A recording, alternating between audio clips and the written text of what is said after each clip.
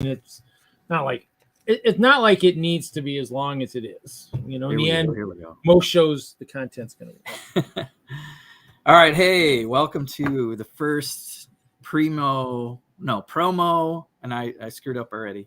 Promo episode of Lego Dungeons and Dragons, which I'm calling Critical Bricks, or since my Friday Night Brick crew is all on board to play this Friday, we will have Friday Night Critical Bricks. What do you think? Reed is playing a familiar named character, My Cop. How you doing, My Cop? I am doing well. Ready Reed, to conquer the dungeons. Yeah, Reed, you've done some Warcraft, is that right? I've done World of Warcraft. I also used to play the fantasy games back in the day on the Commodore, and I've done. Yeah, we've all had some video game experience. Diablo 2, all the ones that have races, all that stuff. Yeah. Skyrim and stuff, and yeah, the only like board game stuff would be like the Ogre and stuff back in the day. I didn't play DnD back in that stuff. So other than that, and you're also a big fan of the Munchkin thing, which is another like set in. How do you explain that game? You're kind of doing little battles, right? You're in a dungeon. Basically the rules are you kick down the door, kill the monster, steal the treasure. Yeah, it's like a quick and dirty Dungeons and Dragons. Yeah. Well, we're going to deep dive into some character building, and I'm going to start with some introduction to a map, just so I can get through that content, and then help Reed with his My Cop character using DnD Beyond. So we got a few people watching. Thanks for tuning in. Feel free to use the chat, and I'm going to try to be like this cognizant DM that may let the chat decide the name of the tavern or something that might happen next. So feel free to throw some suggestions at us, and we'll see if we can manage to sneak some things into the gameplay that'll happen on Friday. Friday Night Bricks is turning into a double show. We're going to do Friday Night Bricks as usual at 7:00 Central for a couple hours, and then most of the team, as far as I know, Reed and Larry and Kevin and Khan and Mel said he's in, and hopefully Troy and maybe a few others. I don't want to get definitely no more than 8, but I am recruiting right now. So if you're watching this video and you're interested in joining, be active in the chat. Hopefully you're somebody I know, and we can try something out, hopefully, and keep these D&D Lego sessions going. So on my dungeon cam here, let me see if I can get my pointer out. Woo! There's my pointer, my finger. I need a brick separator. So or something, yeah. Yeah, I was gonna try to get the camera closer to this. But yeah, and since you're here, Reed, feel free to just throw questions and comments. I am not going to use this map for you guys on Friday. This is something different. But basically, you have a house here. You have a mansion. And this is the main floor. And this is upstairs. And this is downstairs. So the characters are little nano figures, trophy figures in there. So and each stud is 1 by 1 equals 5 feet by 5 feet. So we have 5 foot by 5 foot studded dungeon maps. And if I can bring up my let's see. So let me show you a few things using some D&D Beyond. Hey, Stud Sidious is here. Ford the river. wrong video game, but you will be making decisions like that may cost your life or your equipment. So I have D&D Beyond on the screen, and I have bought some things like the Candlekeep Mysteries. And if I click on that and go to the joy of extra-dimensional spaces, that's the first adventure they suggest for level 1 players. And I'll scroll down here. You'll see this map. And I don't know if I can show both. Well, you can see it right there, right? This is the map that I made out of Lego. There's that first level, and they name the rooms so you can follow the story. And there's the, I wish I could do side by side with that. Let me try a side by side. Oh, I got bag of holding. If I do that, but then can I change this to somebody else? Oh, I mean, try to highlight the map. Yeah, can I like slide the, well, trying to remember how they've got the different setups, but I don't know how each one would work. See, that's the one we normally use, but how you get the map by map. I mean, you can kind of see it. That or move the map just drag the map into the middle section where I'm at. Just drag it up, and then I'll just slide down, and then the map will be kind of, but it won't be. Well, if I show that, yeah, my only presentation things are this or this or there. Well, what I'm saying, you could do that. That's not bad because the map's right down below. Yep, it's right there. You can kind of see the comparison. Yeah. So let's say some highs again. Oh, Nikki's here. Hey, Nikki. Bag of holding.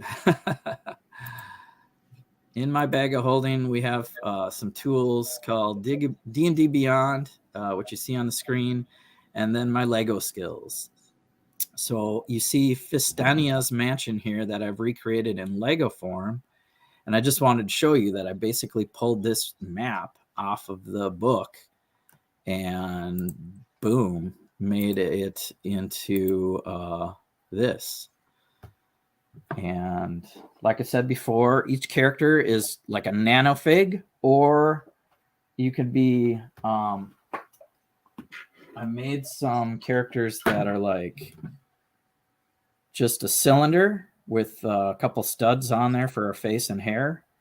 So that character there can actually equal a minifig. And then so we can do minifig battles and also do little mapping with these 1x1s. So you could walk in the front door right there, and I could try to show you, you're in this front door with a big hallway. Which way do you want to go? Or these little dark brown spots, I can get closer to the camera, or where I place just simple wooden doors.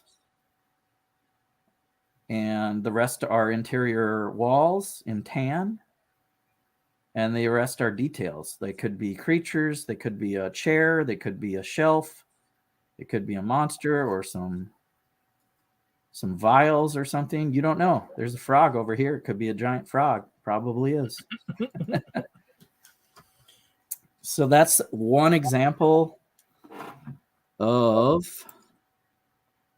some D&D Lego. Thanks, Stud Sidious. So I'll show this little dice tray next. So when I played in person last year, I made these little dice trays for the characters and gave them dice, and then had them build a character, and then we matched the character to the 1x1 so that we can move around both in a map like that or a minifigure size map. So here's the minifigure size map where you have, again, like a little house with some beds and stuff, and you could walk in the front door and see what happens. Yeah, I wish I had my maps like in the old days. Like I said, when I played the fantasy back in the 80s, I had one of those big notepads that you could flip up. I drew out the landscape and everything, dungeons, map them out, so that when I went back through them again, I would be like, oh, that's right, there's a monster right there. I don't want to hit it. I don't want to hit it. Yeah. So I was drawing some random maps when I was playing some solo adventures, and I got to a point where these modules are a pretty good way to go. So you have more storytelling stuff. So this map does not equal that map, but it is an upscale of 1 by 1 stud equals 5 feet by 5 foot. And here, basically a 1 by 1 stud is 1 foot by 1 foot. It's not quite accurate, but I was going for 1 stud equals 1 foot. So it was simple math. I mean, in the end, like you said, if you're taking it to a show, like if you're taking it to the shows too, to just show off too. I mean, in the end, the more detailed it is, the better it'll look. And that's why when we play Munchkin, it's a much bigger board because he wants, you got to get your up to 4 players or 5 players in each room. So each room might be like the size of that room down there at your bottom there, where you got guys, and they just kind of go from room to room, and there's funky stuff all over. I mean, if he does it themed, it'll just have different stuff. Yeah. Superhero, whatever. So yeah. So in here, I got some beds, we got some tables, we got some. Can't show it too much. There's looks like chests up here. There's like a study over here. Hopefully, this is somewhat. There's like a kitchen over here with the carrot and stuff.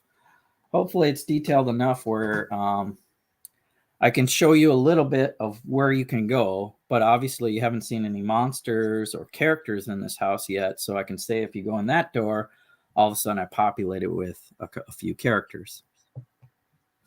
So,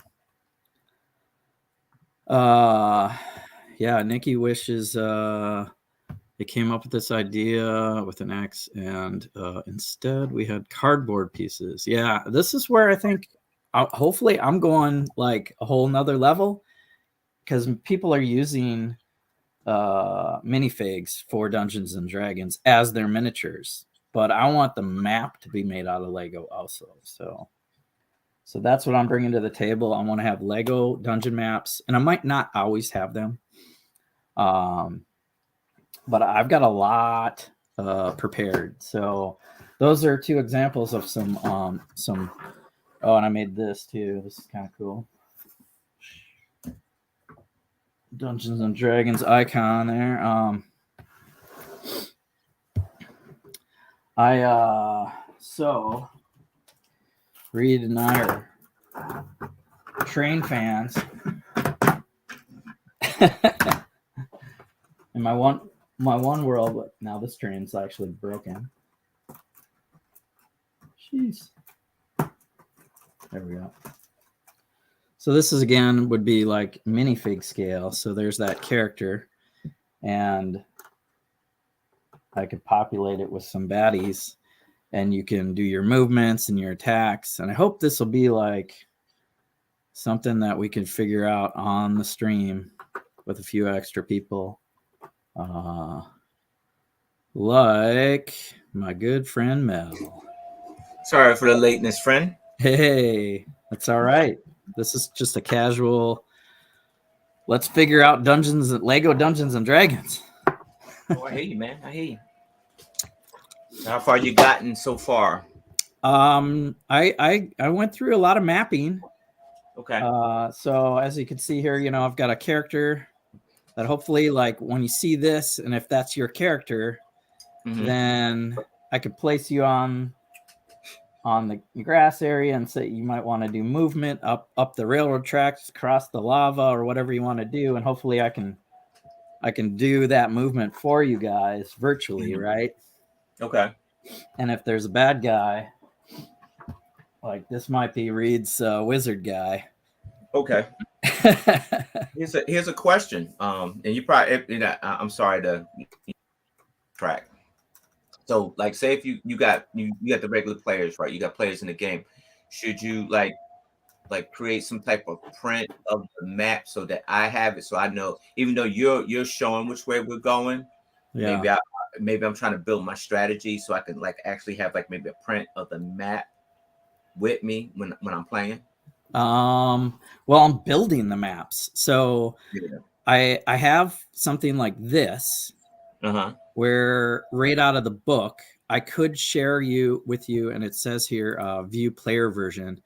So there is let's see, so I can view player version. Okay. So I could send you something like this. Yes. Okay. I could send and then when I go back to I got to figure out where the cursor is because I'm pointing at that screen. So I built that map right here. Out of Lego. Okay. You see the first floor and the second floor and the basement. And then I'll go back to that screen. You see how those are the same? Yeah. So there we go. So yeah, if it helps, I can do some player paper maps. Okay. But my whole thing is like creating these Lego maps, and on here you would be, and it is kind of small. You'd be like a simple 1x1 round character walking around. Right. Because each space on here is 5 foot by 5 feet, and the little doors, like, yeah, it's gonna be hard for me to like hold the map up for you guys to see what you're doing. Yeah, that's what I said. Like, have a little handheld map so I know which way I'm going, with who's on the board. You know, like I'm kind of following along a little bit. You know what I mean? Yep. Well, that's why we're practicing. A time where we switch out pens for pencils, where we can be like, and then use the eraser. Oh, he's not there anymore. Oh, there he is. I can bring the camera that close, or maybe I'll prop it up, and you guys will be walking around in here. Once you get to battle, like this is just for kind of dungeon crawling. It's your big map.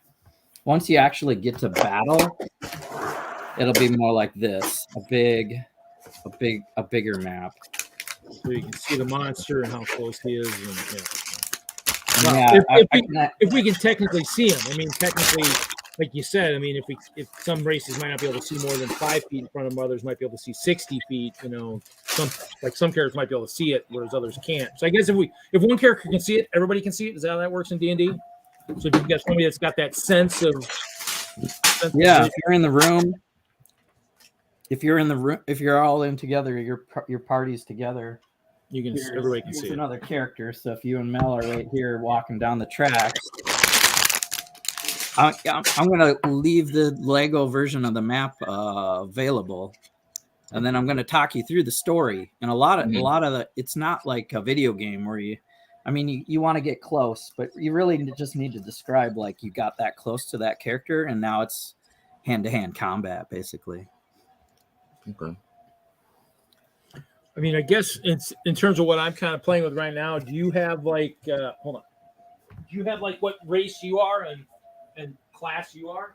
All right, so let's let me go back to Mel. Any more questions on maps?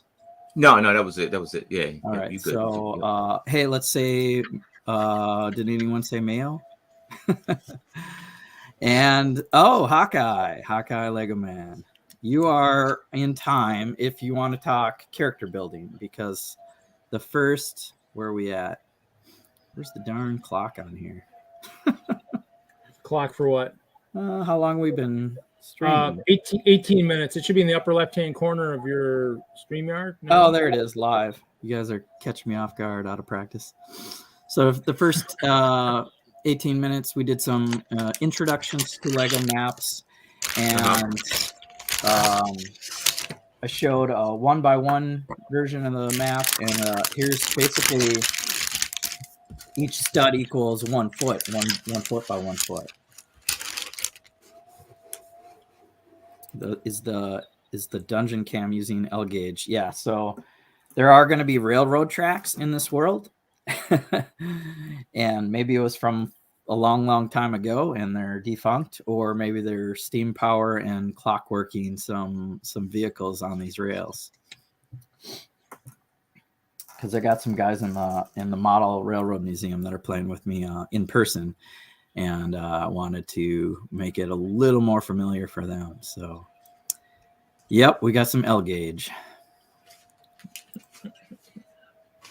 All right. Any more map questions out there? Because once we get into character building, it's going to be a deep dive intro to D&D Beyond.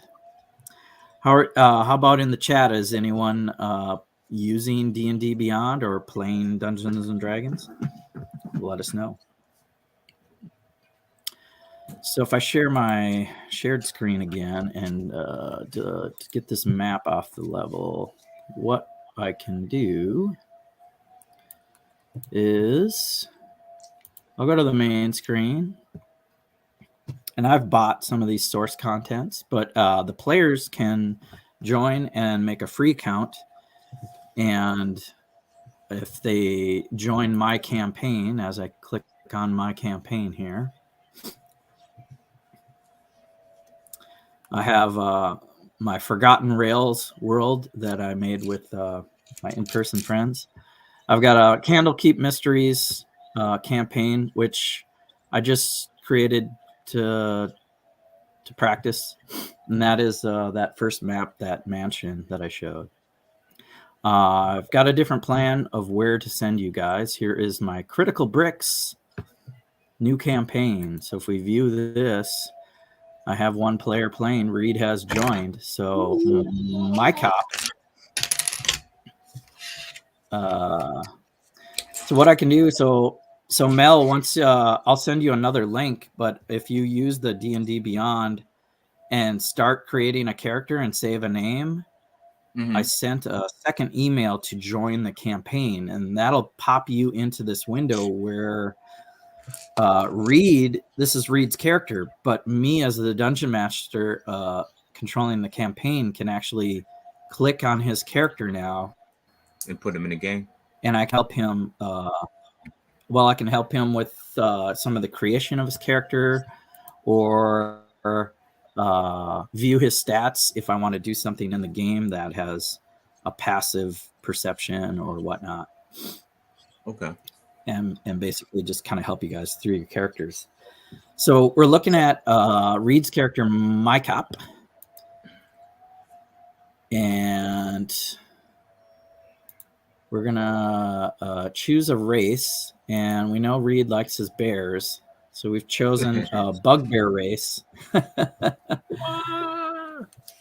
He can kind of be an ice bear bugbear. I've got other bears heads I can put on my minifigs. That'd be good. So I was going to send you one for the maps. That's fine.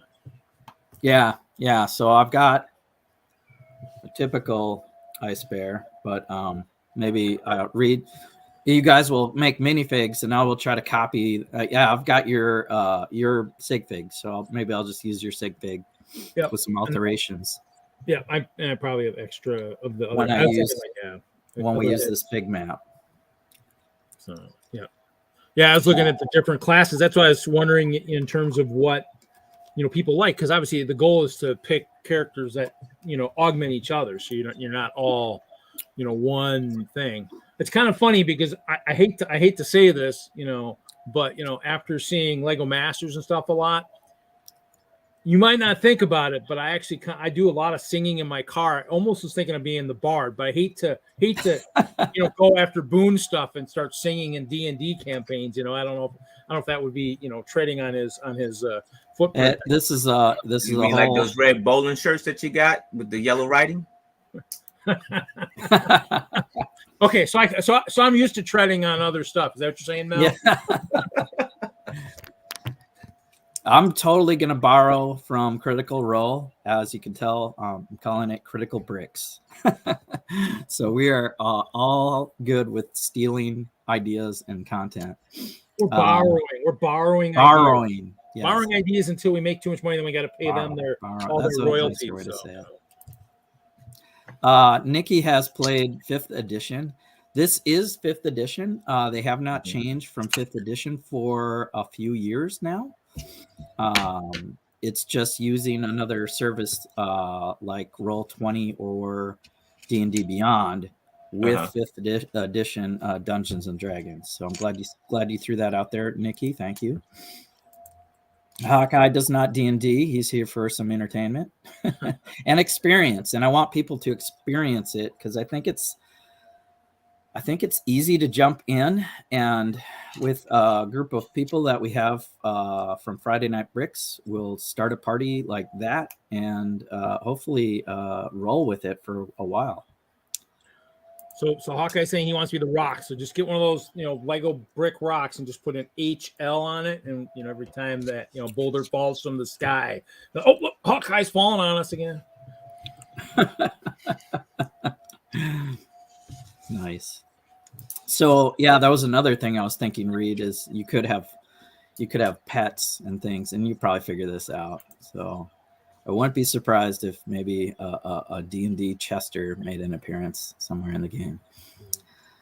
So let's go into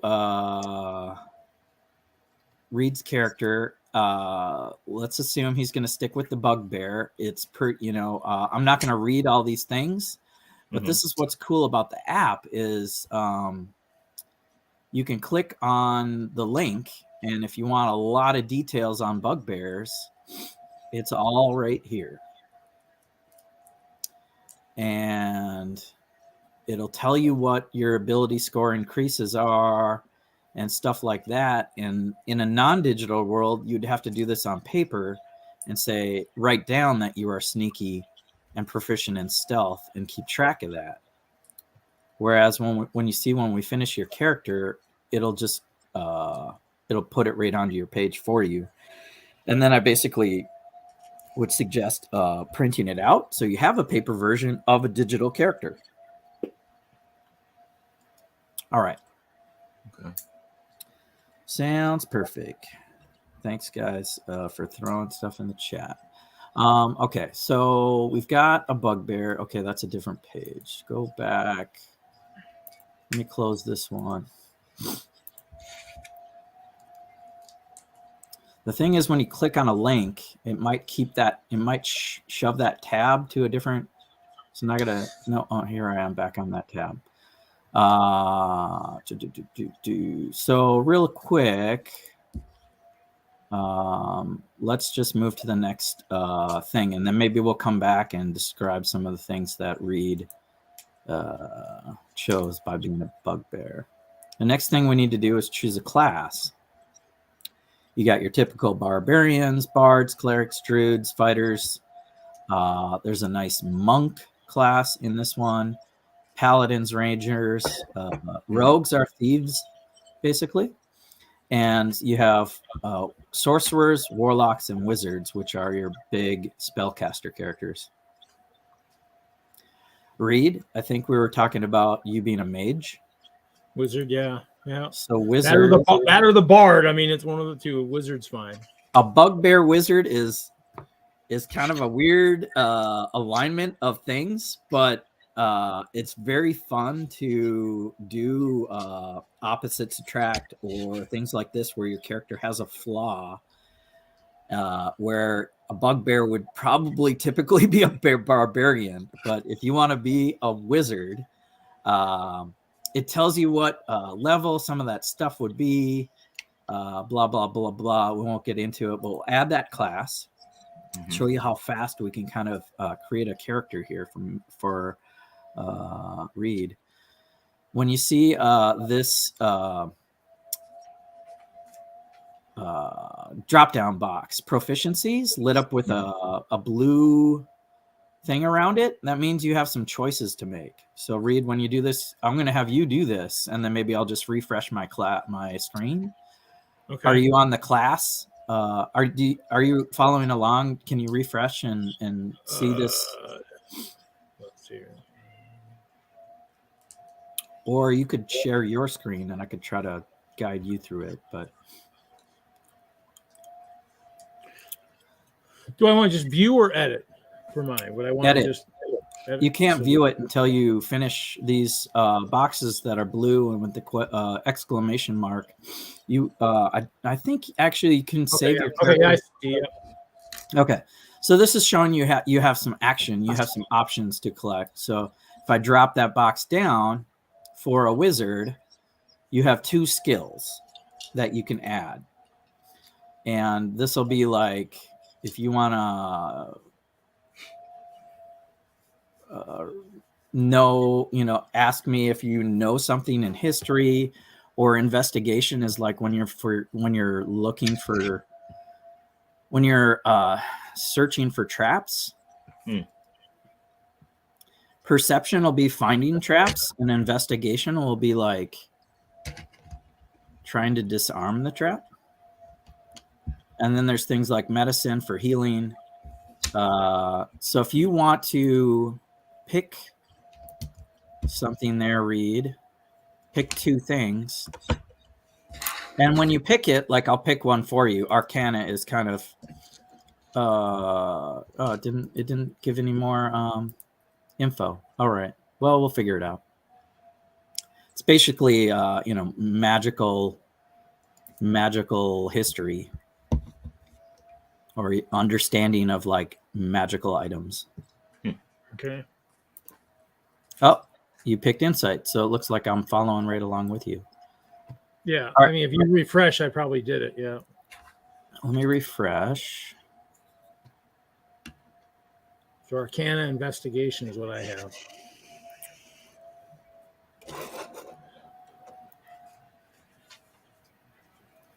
All right. So now it doesn't have that blue box around it. It means you're done with that feature. Let's go to the next step, which is the fun determination of ability scores. And here's where you can roll some dice in person. Or I've been using the digital dice on this one because it just inputs it really fast.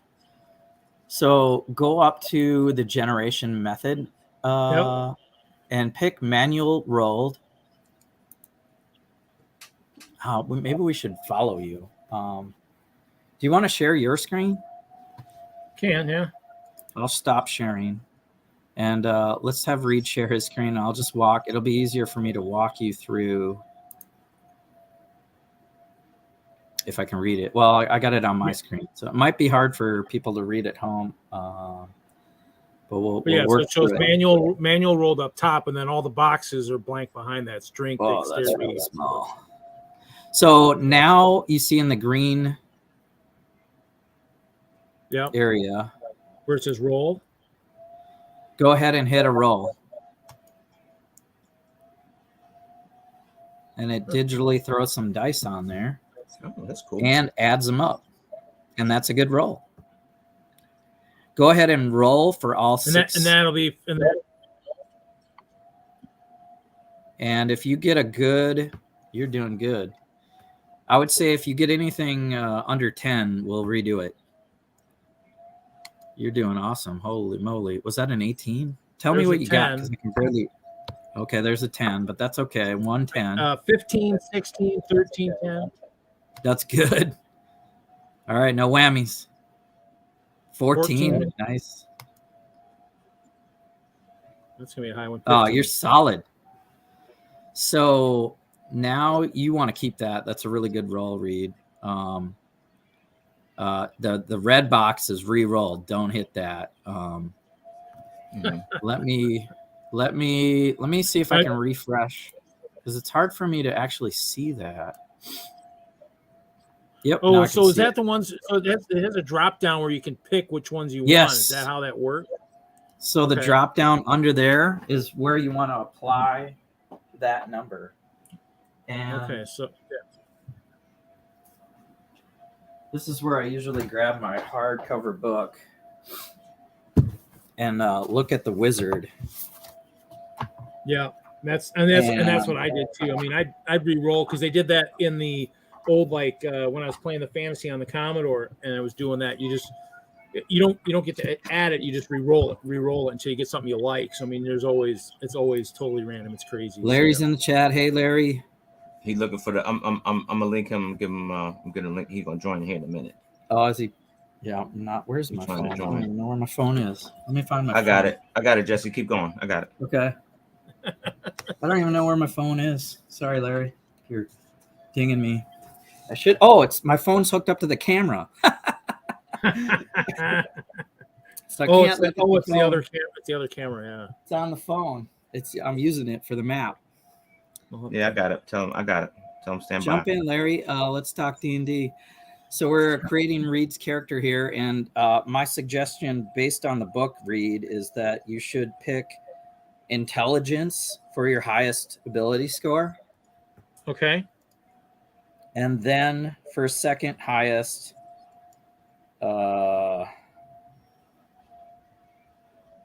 Constitution or dexterity. Constitution is going to give you hit points. Yep, dexterity is the speed at which you and it'll be like for maintaining concentration on spells. Yeah. I've left is strength, wisdom, and charisma. Charisma is how well you deal with others. Wisdom will be, I don't know what wisdom is. Wisdom's another thing, isn't that something? So depending on what school, and you can't really change this later, but the only low score you have is a 10. So I think you're good as long as you pick because in the end I'm doing damage, from a distance. So in the end, strength could be 10 because I'm not going to be right out the gate. Generally, you guys hear me okay? Yep. Yes. Okay. Hey guys. Hey. Yo. Welcome to session 0. Yeah, right. I wanted to practice just using my camera, and then I forgot my phone is the camera. Well, I'm impressed. I was looking up how to use your phone as your camera to live stream, and it's more difficult than you would imagine right out the gate. But if you figured it out, you gotta have a set of headphones to do that, man. Yeah, that's true, right. You just gotta mute the mic and mute the speaker is the big thing, because you'll get a reverb echo of its speaker. Right. Did you have to install any software to get them to talk? No. Okay. They're not talking. I basically just went through. Well, I mean, your camera getting your video feed to your channel off your phone. No, yeah, I clicked on the email link just like you guys and just didn't. Oh, so you're like another person. I'm another person. Got it. Yeah. It's not I'm like pretty smart with the technology. Hey, and Happy New Year, guys. Happy New Year. Was it a new year? I don't mean to derail this. Go ahead, keep going. No, yeah. Let's have a little break. We're in the midst of finishing Reed's character though. Okay. So let's get. Yeah, Happy New Year. We got Hawkeye here, and Stud City has been chiming in, and a few others. Nikki's here. She just Nikki, if you want to play, we need some female representation. So let us know. I don't know, man. Nikki will probably kick our ass. Probably would. Hey, I thought this was a team player game. We were all. Oh, right.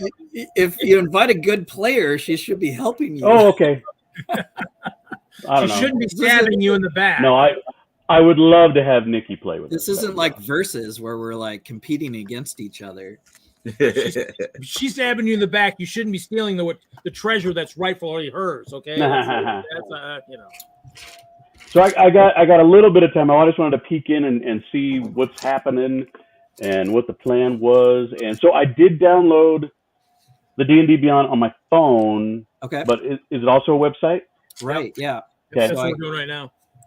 So I got Reed to use the same login information. Go ahead and finish your character. I don't know what you want to pick. You were advising. I don't want. Last one, I'll probably go with charisma. Charisma is your lowest one as a bugbear, and you're solid. Oh, so that'd be the lowest you're saying? Okay. I mean, you're a bear, so I don't know how good looking you are. No comment.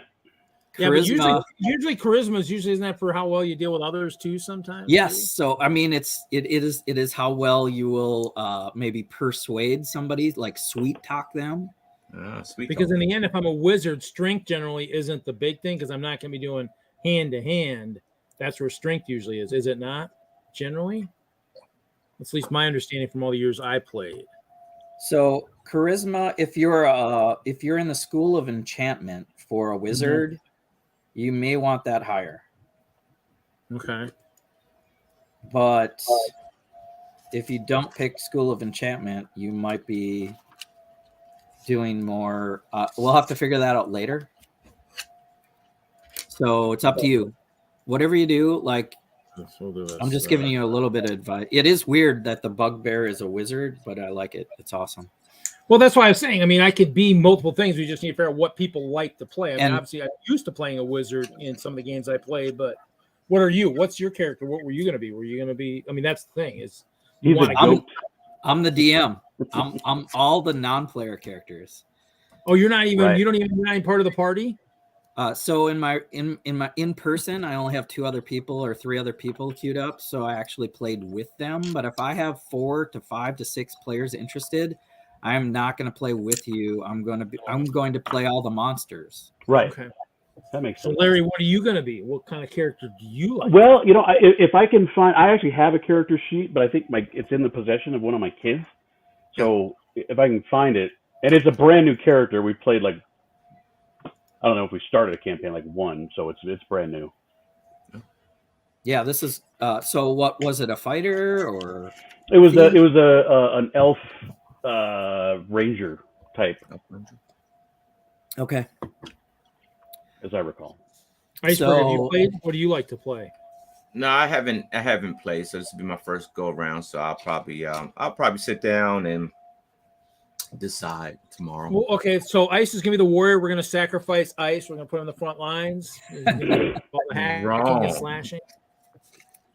He's joking, Mel, but if you feel like you're not experienced, a fighter is like an easy class to start with. You basically just run up, and you're beefy, so you got armor, and you just hack away with an axe or a sword, and you don't have to think too much about crazy spells. Okay.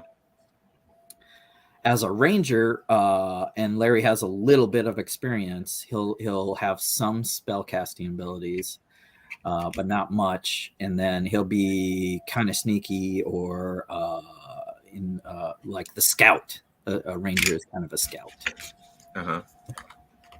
Yeah, generally, because when you look into your characters, they'll have other kind of attributes that kind of come into play. So, for example, if you're going into a new room or something, if you have any kind of like stealth ability, like Jesse said, you might roll for trap detection or some of those kind of weird things. So if there's something, and again, I assume we're starting off at novice level, right? Yeah, level 1.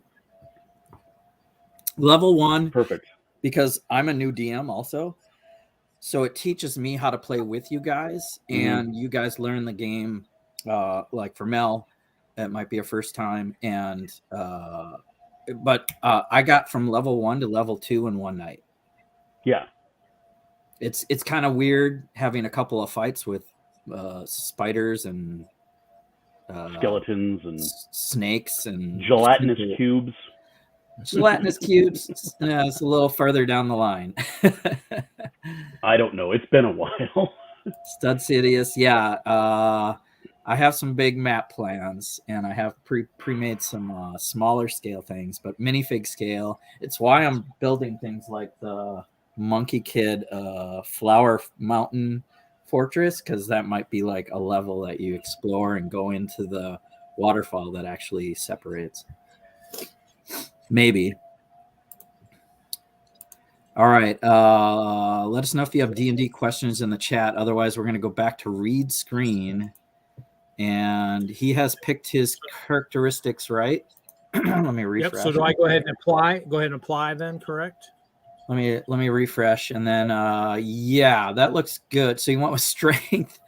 But you'll get a bonus as a bugbear. So that's good. That's good. Go with that. I like it, Reed. That looks great.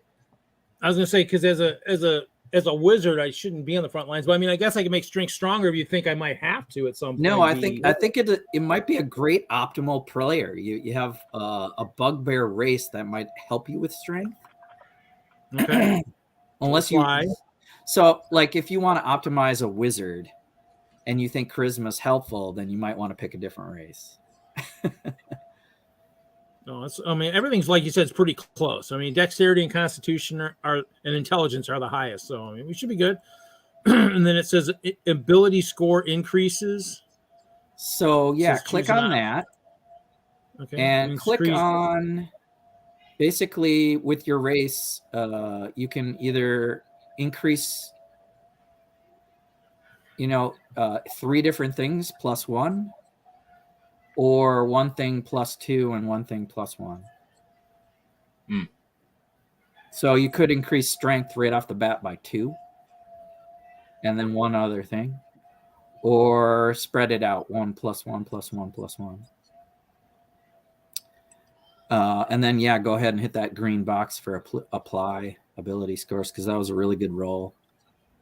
15, 16, Okay. 13. So I applied. 14. So they've applied and moved them up, and then you're saying I just need to choose. So it'll give me the option to actually, do one, 3 up 1 or 2, and then do I pick which ones at that point then too, or? Yeah, you got to pick what. Either do you want +1 + 1 + 1, or do you want the other option? I mean, which you're going to apply. I like your balanced character with the 1, so I'll just go with 1, 1, 1. Okay. And now pick. And then you just pick which. So now if you scroll, yeah, so I'm right there. I mean, the ones that are right there in the big numbers are the same that are up above. So I'll show you guys a little trick. Like, so when you hit, when you scroll down to the stats with the modifiers, scroll down. Yeah, down to there. You see how dexterity says 15? And then +2. Yep. And then on the other ones, so for 13 you got a +1, 14 you got a +2, and 15 you got a +2. So if you want to increase something that'll make a difference, change an odd number to an even number. So you might want to increase your charisma by 1 because you'll get a +2. And you might want to increase your... Well, there's nothing else I can help you out with there. You could increase your intelligence and then pick another one. Maybe strength. I don't know. You might want to pick strength. And then you at least got an 11 there.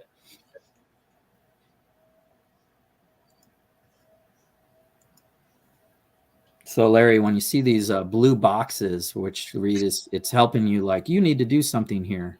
Mm-hmm. And once he picks those, did you pick all 3? Yeah. The blue box goes away. And so now you can move to the next page. So you can arrow over. And the next thing is description. It looks like arrow over again. And the first thing is it wants you to pick a language. So go ahead and pick a language. Oh my God.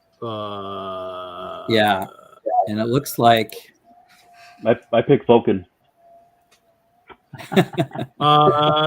That's Vidalkin. You pick ogre. I can pick ogre and be like Larry.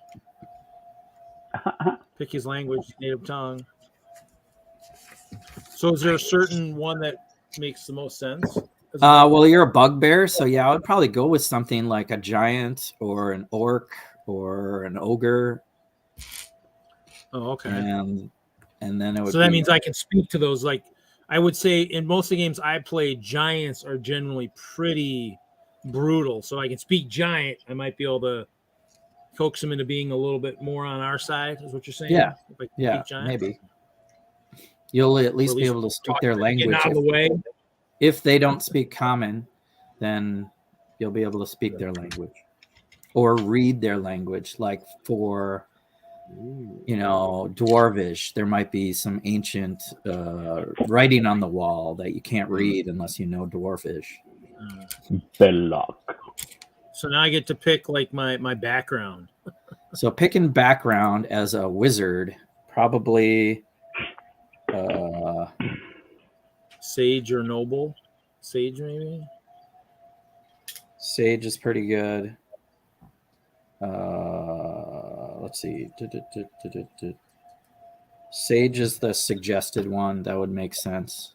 I'll probably just go with that so we can move on. After this stream, you could go back and edit your character. So don't feel bad like if you save something here and we haven't played yet. You could go back and change your whole race and class and everything and just pick things to see what the drop down box is. Okay. So skill proficiencies, history.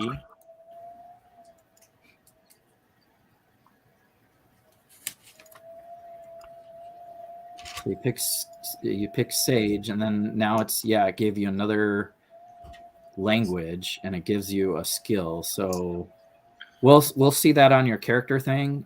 Go with whatever you think. We'll probably have a different. Just go whatever nature maybe. I don't know, because you're a bear. Animal handling. I don't know. Okay. And then survival. Survival is always good.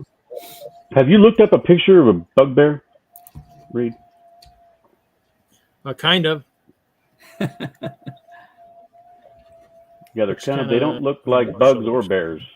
Always got they're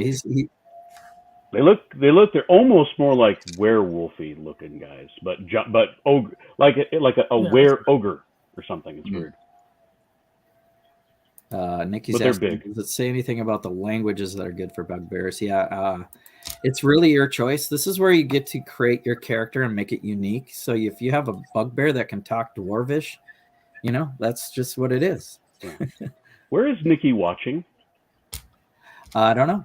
I have this on 2 channels. So this is Jesse's Brick Galaxy and Friday Night Bricks. So people in the chat. Let's do the other one. Okay. If there's people in the chat that you're not seeing other people's chat, sorry. It's a little weird with 2 channels, but she must be over on yours because I'm on FNB. Anyway. Okay, so I did that like ogre and orc, or cool. Or is dwarven and some of that stuff pretty good?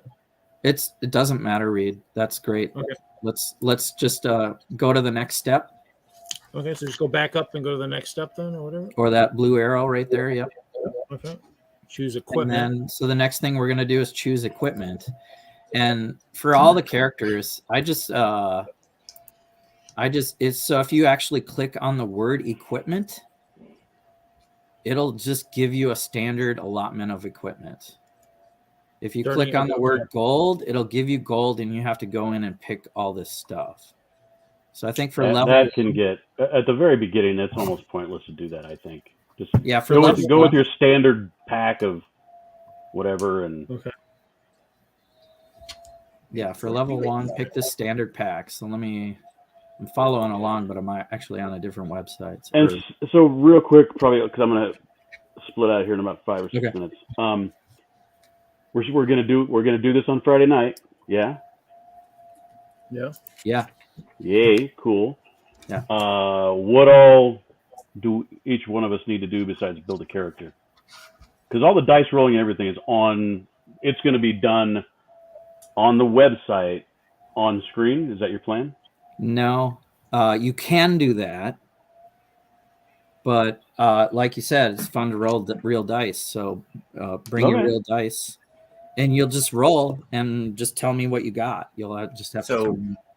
What kind of dice do I need to get? Just there's a standard set of D&D dice that'll have like 6 or 7 of what you need. Okay. Jesse's got a picture. I got a store. Yeah, I got a store nearby. I can do it. Yeah. I'll show you a set here, Mel. We'll go over that. That's a good. But if you don't get it by the time of Friday, you can use the digital dice. It's just not as fun. So here's 7. They're usually a 7 set of dice. Yeah. And there's a D4 that's kind of a triangle. There's a D6 that's a cube, your standard dice. Uh-huh. There's a D8, which is like a diamond. And then there's a D10, which there are 2 of. And you'll see here, if I rolled this, it'd be 54 because you can do percentages. And if you're just rolling single damage, for 1d10, the 0 on this is a 10. Mm-hmm. But the 0 on this one is like 100 or 0. Cool. There's also a D12, which is like a hexagon pattern. or pentagon pattern, I guess. And then there's the big one, the D20. The D20, the Mac Daddy. So that's what you want right there, a 20, right on the screen. 20. Hard for me to like figure out where to put my hand, but at least I put that. I didn't put it upside down; it's right next to me, so I'm playing with that camera thing. So if you can get dice, I've been buying dice on Amazon, and then 2 days later you got a whatever pack of dice, or go to your local game store. Definitely patronize your local game shop, and don't go go as crazy as you want, but it'll be fun. So Mayo. So I might go to the chat and have you guys roll or give me a number or something, so I don't have to roll, and we'll see what that happens in the chat. So let's see. So Reed, I may have to build myself a dice tower though. That might just be. And then so our Friday Night Bricks suggestion will be for the first 2 hours of Friday Night Bricks is build a dice tower, and then and then from 7 to 9, and then at 9 o'clock we'll start playing the game. Sounds like a plan. I'm in. That sounds like fun, man. So we'll be kind of doing both. It'll be a little transition where Friday Night Bricks becomes this D&D game. And so are we going to broadcast on both channels? I'm going to broadcast on both channels until people figure it out. Okay. Cool. And I mean, in the end, Jesse will be doing it, starting his on his. I'll be starting mine on Friday, and so then we'll just be transitioning to his. So basically, we'll just there'll be a short break. The big thing for me is I want the superhero spoiler show. I want my channel to have a history of just D&D, Lego D&D content all this year. I might do some city updates and some other show stuff, or just guest spot stuff is what I usually do with Iceberg. So if you guys are following along, go check out my friends Iceberg Bricks. Larry Legend actually has a YouTube channel now. I do, and there's a video there. He's more of an Instagrammer. We'll have to go follow Larry's new YouTube channel. Reed is Hope Castle, of course, and then we have a Friday Night Bricks team channel. Team channel. So you'll find all of us at different streams. Larry, since you got to go soon-ish, what other questions might you have? I think you answered them. We just had a couple. So yeah, make a character, and if whatever you don't finish, I can try to walk you through, or you could call me, and we can try to do it during the week, like I'm doing with Reed right today. Okay. And don't be shy, basically, because you can change, you can experiment. You could pick a character, try a wizard, and then be like, oh, you know what? I meant to be a warlock instead of a wizard. Okay. And that's cool. And I'm working. I mean, it'd be a pretty standard week for me, except for tomorrow. It's because it's the day off. But yeah, maybe if some afternoon you're available, we could. Yeah, tomorrow's a day off for me too. So if you guys want to, it doesn't have to be a live stream. Just get a hold of me, and I can. I've got tomorrow. I'm pretty booked because the wife is also off. So we're going to be doing some stuff. But later in the week, right after work, is afternoon for me is always a good time because I'm not doing anything. Wife isn't home from work yet. Okay. Let's see. So dice tower optional. Make a minifig. So if you actually build your character. Oh, look out. If you like being a cleric, this is my cleric. There's Reed's sig fig. You can use your sig fig and add a weapon or, and you're good to go. They have lightsabers in D&D, right? I took the rogue and kind of turned them. I'll just need to grab a different bear head. But all right, cool, guys. Well, good to see you. Happy New Year. Happy New Year, Mel. Happy New Year, Reed. Happy New Year. Happy New Year. And we'll talk later. Have fun. All right. Okay. Popping in. Yeah, bud. Bye. End broadcast, right? No. It's never going to go away.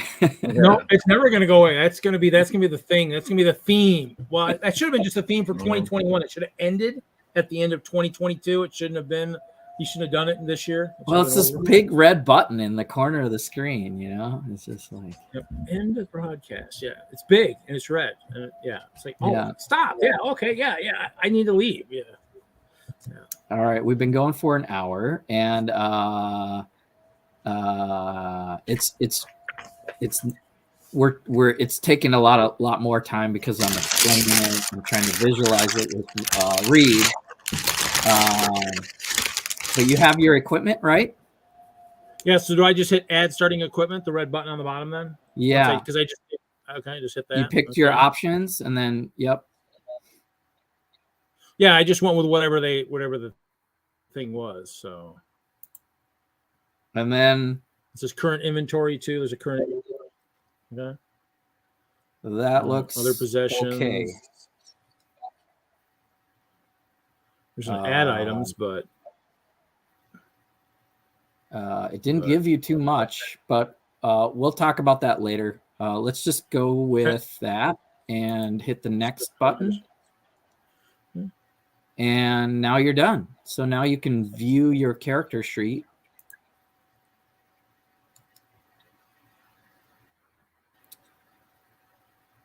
And that's the one you were looking at earlier, right? Of whatever. Yeah. So now when you're on the phone, it looks a little different. You have a few more pages, but this is what it looks like on the website, which gives you a character sheet, and you can pick different orientations. So this website is really cool. You've got your strength and all that stuff up top, your bonuses. You have +2 to initiative. You have an armor class of 12. You have 8 hit points. So level 1 characters are quite squishy, and I'll try not to kill you on day 1. Range is 10 feet. Looks like reach. Let's look at that. So under action, you see action? Yeah, actions, yeah. That's actually a bunch of different tabs. So you can click on spells. You can click on inventory, and that'll show you your items. You can click on features and traits, and that as a wizard will show you your wizard features, your spell casting. You have arcane recovery, which basically you can recover a spell slot once a day. And then you have racial traits. So there you can see all your bugbear increases in intelligence, charisma, strength, dark vision, long-limbed, so you can reach. You can actually reach 5 feet away, which is greater than normal, and things like that. Surprise attack. If you hit a creature that has not taken a turn yet,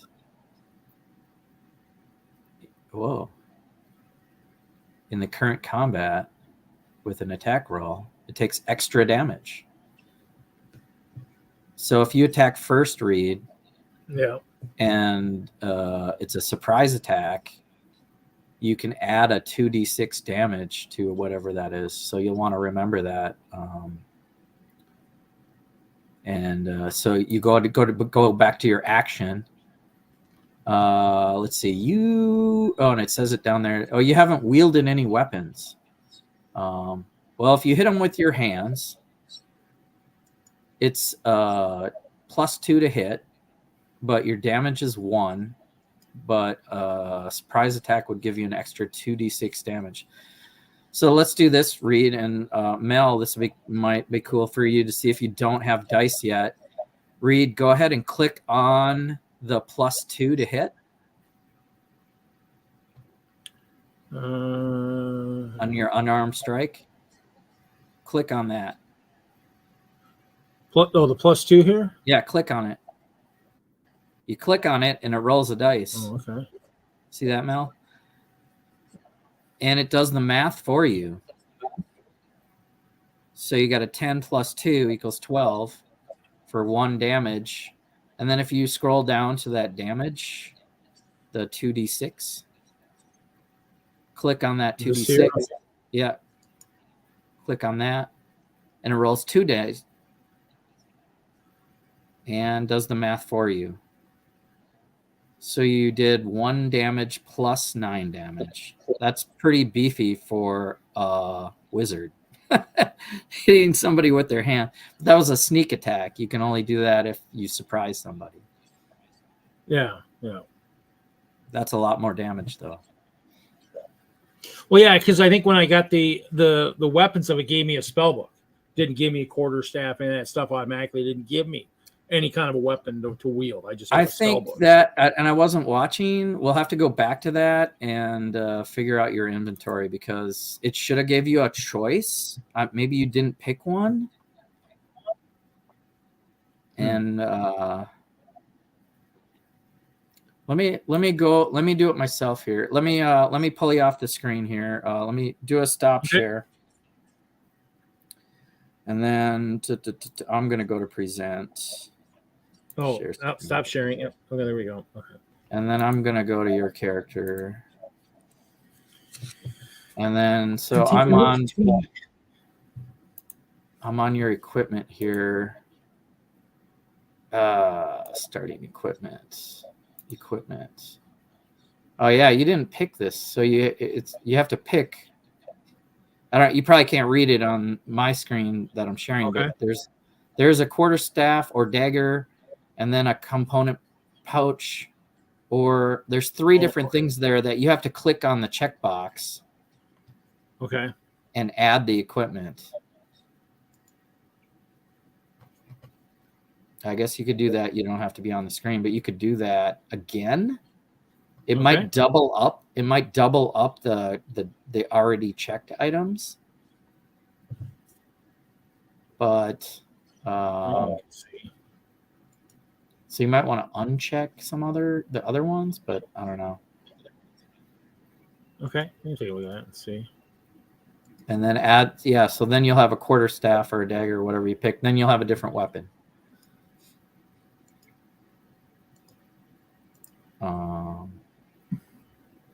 Let's see. So did you do that? Yeah. Let's see. Let me refresh. And then it's pretty cool that I can follow along. It is a little difficult to do on the screen here.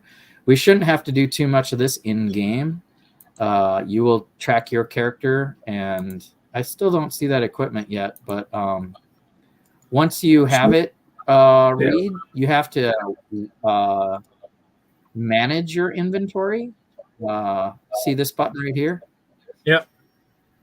You'll have to hit that, and then. So are you saying I should uncheck the stuff you think I already got, like the spell book and all that stuff? Yeah, and then hit add, and then hit add. So the question I would say is, which would be better for a starting pack, a scholar's pack or an explorer's pack? Would I want the scholar's pack because I'm a wizard, or? It's up to you. Because an explorer's pack gives me, obviously the stuff where, more of like survival type stuff. Yeah. I mean, you're a crossbreed as a bugbear wizard, so it's up to you. So I might not need some of the explorers as a kind of like an animal type person. I might not need a lot of those. Yeah, you'll be in a party of at least 4 or 5 or 6. So hopefully somebody else. Sleeping on the ground for me might not be a problem. Whereas it might be for a human. I mean, sleeping on the ground without a bedroll or anything will be fine for someone like me, possibly. I'm not going to, when you guys take a rest, I'm not going to call you out for not having a blanket. I'm not going to be like, let's look at your inventory. Okay, you did not rest as well as the others. I'm just going to y'all take a break. Well, the other question is, it has rations and torches and stuff like that in the explorers. I mean, is that something that everybody will have, or you know, I mean, do you need? I mean, the rations. How important is that? Would that be better to start with that than to not have it? These are good questions. I guess I should read more about my characters. What you're saying? Well, so what I'm saying is, as a new dungeon master and some new players, I'm not gonna like call you guys out for like going all day and not eating. Mel's laughing. You're on mute, but that's good. Yeah, I'm glad you're listening, Mel, because like, yeah, I'm not gonna you're not gonna have to worry like Reed's worried about his blanket and his rations. I'm not gonna call you out, but I will like if you as a party of 5 or 6, you'll have enough food to take a break. You'll have enough shelter items to put up a tent or whatever you need to do. As we get better and more experienced, I might say, I mean, things will happen like, maybe a wild animal you encounter if you're sleeping in the forest. But if you're in a tent, they might just walk by you. But if you're sleeping by the fire, it'll see you or something. And it's not a big deal because we'll either have a bear fight or a wolf fight, or we won't. Good questions, though. And yeah, food, like I wasn't even really dealing with food. And this will be new for me as a DM. Like if I'm not concentrating on a character and running the campaign, I can actually call you out on more things. Like, and I'll just be honest with you guys. Like, okay, you guys went through 20 different rooms and fought 20 different monsters. It's probably time to take a break.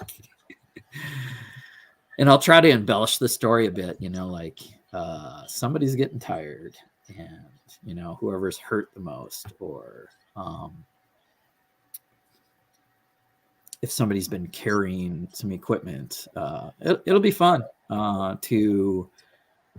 it'll be fun to, like you're saying, you're asking all the right questions, but let's just let it happen. Okay. You don't have to over prepare. And I think it's fun to do that little stuff and the lower levels. And then at higher levels, I think I haven't even really played any higher levels. I mean, I don't even know what to think. It's going to be crazy, but I'll want you guys to go to the tavern and order drinks and order food and take a break and stuff like that. And that'll just be part of the storytelling. Mm-hmm. Well, the nice thing is maybe what I'll do is I'll create a couple characters. That way, like you said, I mean, if for some reason, let's say everybody starts creating characters and we end up too magic heavy or something, we need some, bruisers out there to do some damage. I have something else. Because like I said, I mean, I don't know what happened to my notebook, but I had my old notebooks from my old days of like the fantasy stuff, which had like all the old names, like my cop and all that stuff, which was kind of funny because I dug it out. So I was like, hey, it's all dirty. I says, yeah, must have been in a box with something that was all rusty and it ended up corroding the paper a little bit. But yeah, so I like it. My cop, the my cop character lives on. I like picking new characters, and I've experimented with a dozen different characters and names and races and classes, which I think it'll help prepare me as a DM, understand your guys' selections as we move forward.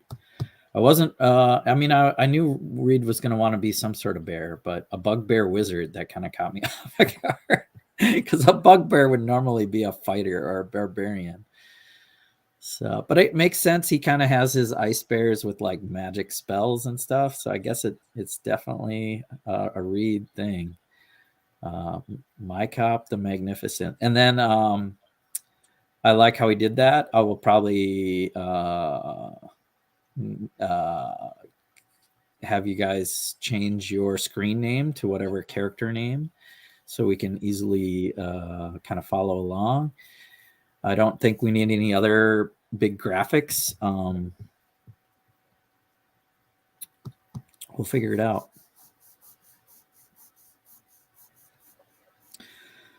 Reed took a break. What's up, Mel? How you doing?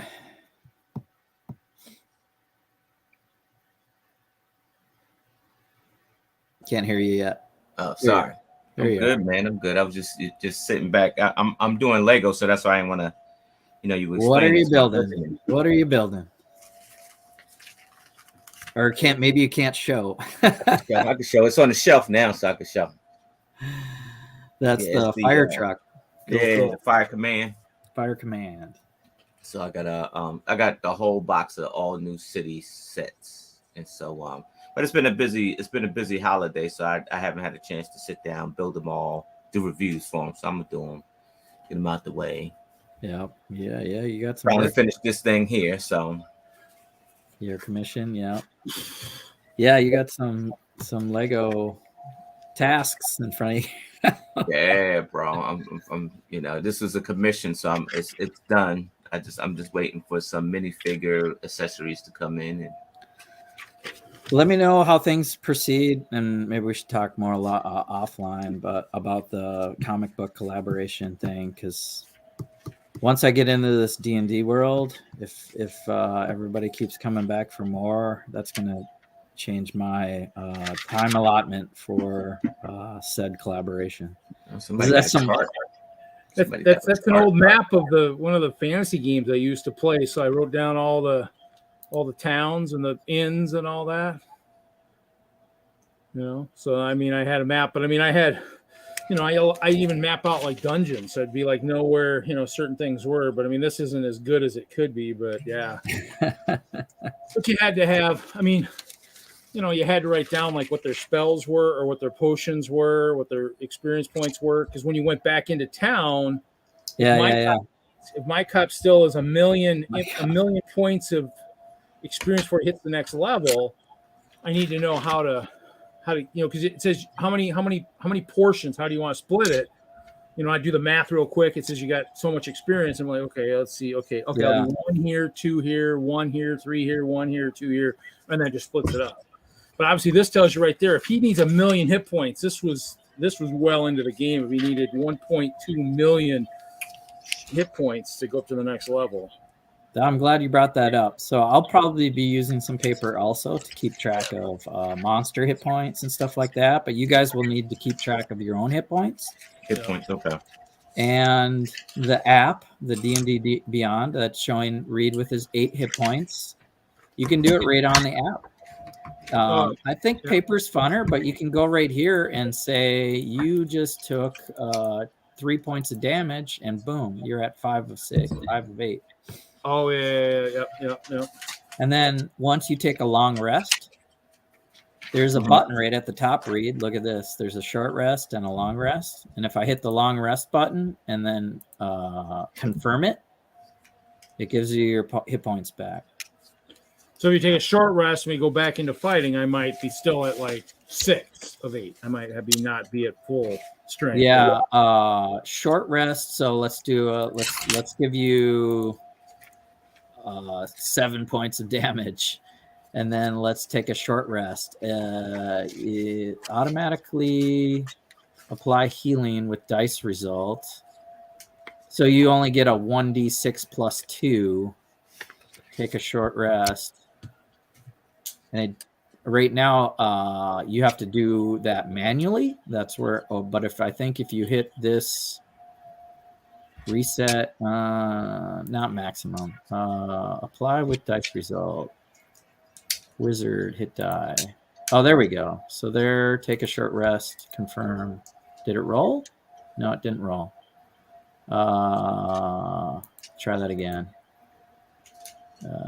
Take a short rest. Oh, what the heck? Reset. Reset. No. Reset. I don't know what's going on here. It showed a dice, and then now it's not showing a dice. But I would. One hit point. Oh my god. It's fun to roll dice. So basically, I would physically roll dice, and then you can go here and add 5 and hit heal, and then you healed.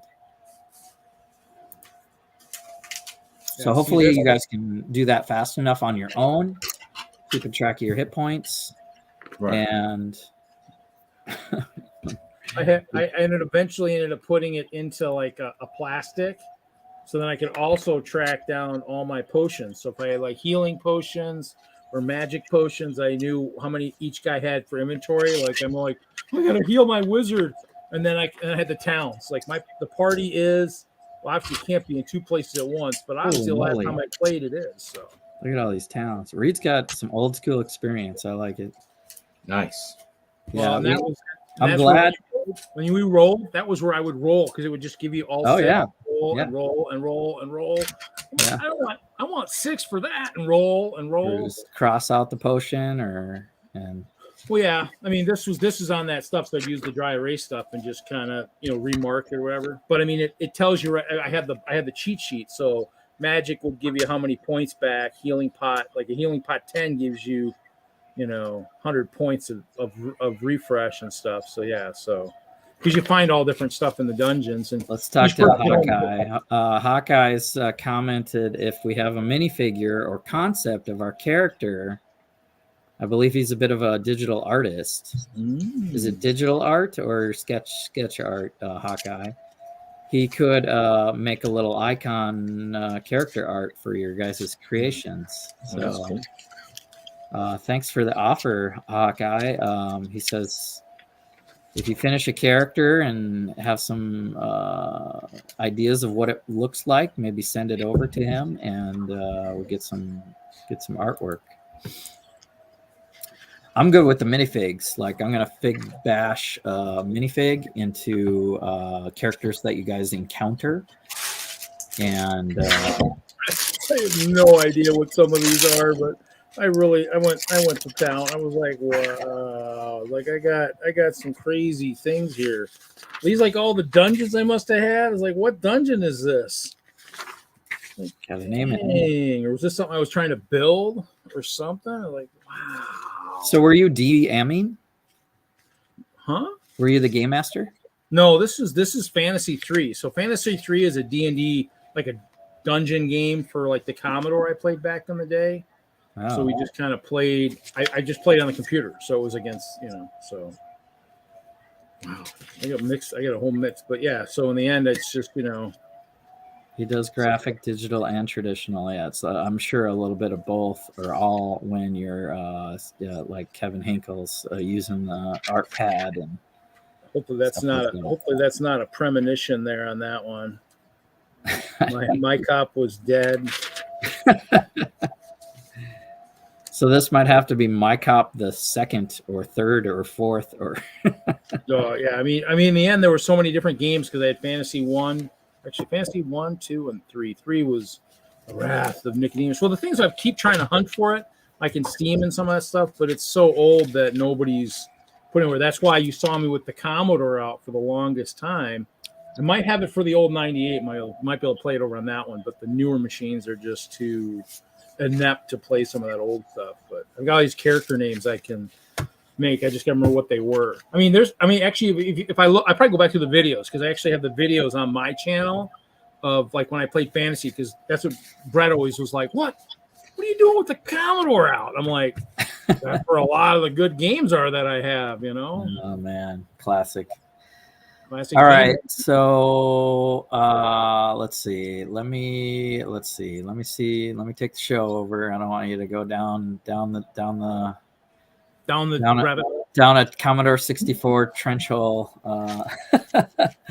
I'm trying to keep it D&D related here, sir. Sorry, my bad. How about so I love the comments. Thanks, Reed, for being here, because I would have been talking to myself, just showing it some dungeons and turning it off. I'm glad I got you through a character, and based on that paper experience, I trust that you'll be ready to go with this digital format that'll do some of that math for you. And I would suggest maybe make another character or make the same character with a different race, or let me know if you want to experiment with that, because you have some experience. And let's see here. So What else to talk about? That's pretty much it as far as character development. We should go through backstory. So let me pull up my screen again, because it's hard. I can't read because on StreamYard, it's really small. Yeah, there's no way to zoom. I mean, that's probably one thing we probably need to keep adding in there. Say, guys, can you give us a zoom option? Yeah. Well, on let's see. So on description, sorry, following along, Reed. So on this is your character. Describe your character. So underneath all of this stuff, you have a suggested characteristics tab.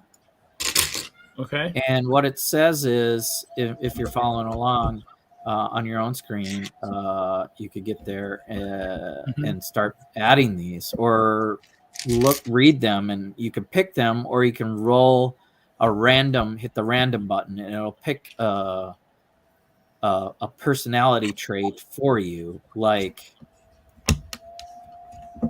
number 7. I am horribly awkward in social situations. Yeah. Or I speak slowly when talking to idiots, which almost everyone is compared to me. Oh my gosh, that'd be crazy. As a bugbear wizard, you talk slowly to other people that are idiots. Oh my god. That's why I'm so good with ogres and giants. So are you following? Are you on this page for yourself, Reed? Yep. Okay.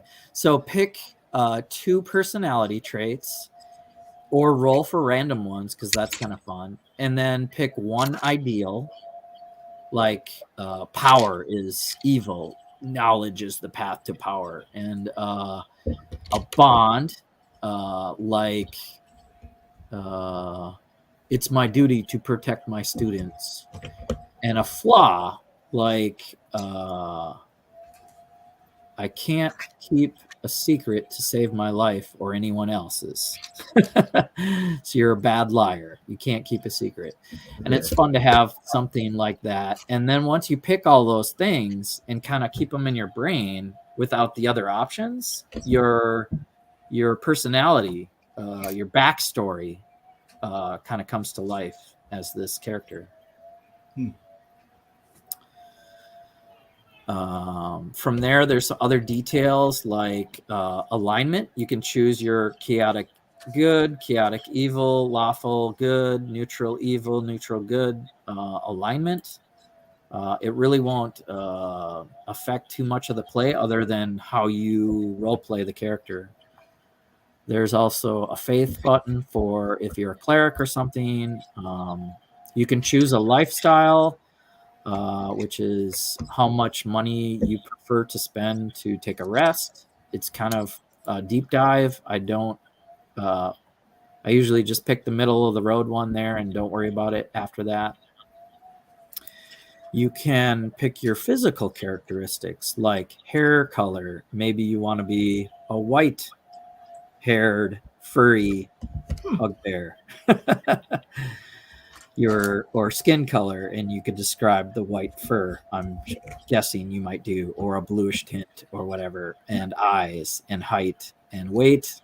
Some of this stuff is like so all this stuff for Mel's, like, it's completely optional, but this is where you would input it into the character, and once you pick it once, you can just kind of forget about it, but it'll print out when you do a paper copy of this sheet. And I would definitely suggest all of you guys to pick all this stuff digitally as much as possible, and then print out a paper copy and see what it looks like on paper. Because it's when I did this with the in-person party a few weeks ago, I didn't even turn my laptop on. I had my phone for a couple of things as a DM, but I read the books for the content and looked at paper for a lot of things and rolled real dice. So gender, age. There's also another drop down for personality traits. That's where you actually picked those suggested traits. Those will populate as you pick some. Let me refresh my screen because I'm guessing. I like the lifestyle too. That's kind of interesting too. The lifestyle of yeah, you can choose the rich or wealthy or poor. You're okay. Just yeah. So you did pick the slow talk one. Cool. So that'll give you some fun stuff to kind of play with in the game. And then there's notes. So you can pick an organization as a wizard. Maybe you're part of a school that might develop in the game. So if you don't want to pick one right now, I could figure that out with you. Allies, of course, once we have the party together, you'll be friends with Mel's character and friends with Larry's character, and some enemies that you don't kill and may have a recurring role. This is where you take notes. If you're really into taking notes, like you have all your old notes from before, you might be actually a good character that takes notes. I'm not sure. Any other backstory and other comments is all like you type it out once and then print this on paper, and you'd be so impressed at what the printed out digital copy looks like. So the physical characteristics, if I just click on it, it shows a number, and it just shows a number. Otherwise, you just type in like brown hair or type stuff. Is that what you do for the physical? Oh yeah, so for physical, just type there's no drop down. So put brown. Well, you're a bugbear, so you might want to say brown fur. Oh yeah, skin, fur. Yeah, well, if you shaved your arm, what color is the skin under your fur? Purple. Or maybe you want to describe your fur under skin, and maybe your hair on top of your head is a different color. You can get creative there. And the more you do up front, the easier it starts to become to like visualize this character. And I'd like you guys to build the minifig. So maybe you're having trouble finding blue hair you wanted to be a blue hair thief, Mel, but you can't find the blue hair in your collection. So maybe you want to change, just put a hood on or something, and whatever your minifig looks like, you could go back from your Lego collection to your character and change your eye color or your hair color based on what Lego you find.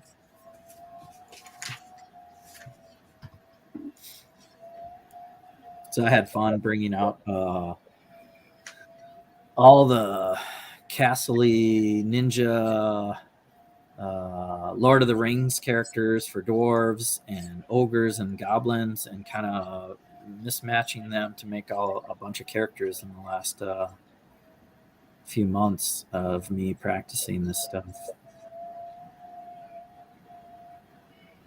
Oh, so now if it says what the alignment is, do I want to stick with what like the wiki says? Like it says chaotic evil. I didn't type that. I said like lawful good or something. Does it matter in terms of if you stick to what the wiki says, or does it matter? No. Yes. So yeah, let me look. So I'm following your thing. So your ideal said knowledge, path to power, self-improvement is neutral. So under alignment, because you picked an ideal that's neutral, I would suggest you go with you picked lawful good, but I would probably maybe pick either lawful neutral or neutral good instead to match that. Neutral good. Okay. Just to match, because you can try doing something else, but I think matching that would be my recommended. Match what they kind of say in the in like the wiki type thing in terms of what they say. It'll just it'll help with your backstory. Oh, if I pick closer to what they say in the Yeah, you're more neutral. Sounds good. Neutral, whatever. And this is something where it doesn't really affect your rolling the dice or fighting. It just helps with your storytelling, how you talk and act in the game without fighting and stuff.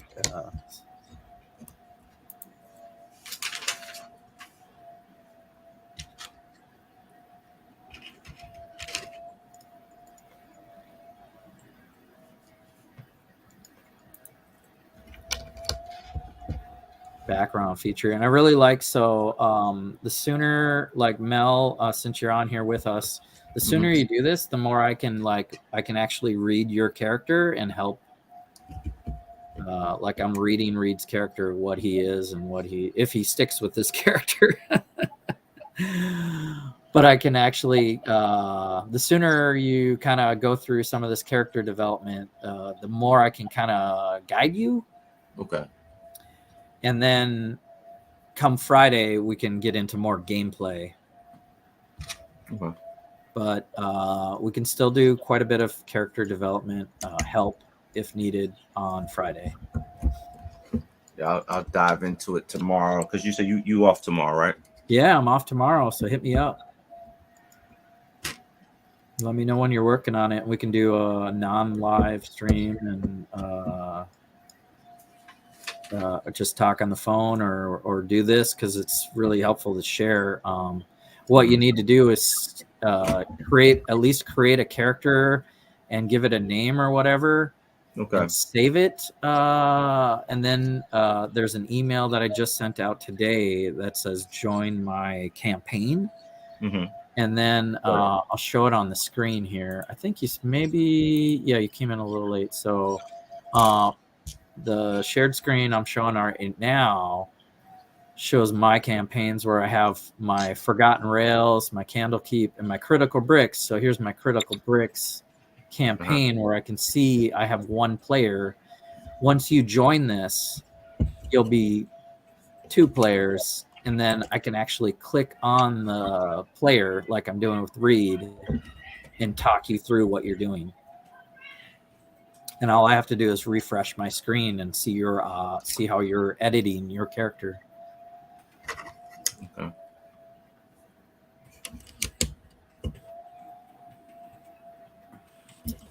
So that'll be fun to get a couple more players in there. Larry looked like he downloaded the DnD Beyond app. DnD Beyond. Hawkeye's still hanging out. He remembers Lego Heroica game. I'm sure Reed probably played some of that. It's a little before my time. I have one of them. I didn't really play that one. I have some of the other ones. So Lego D&D is going to be mostly D&D, but I'm going to have Lego maps, Lego minifigs as characters, and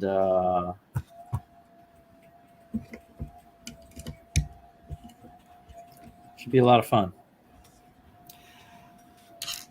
I've got some dungeons for you guys to crawl through on Friday, and so if we get a group of characters ready to go, we'll probably have you meet in a bar.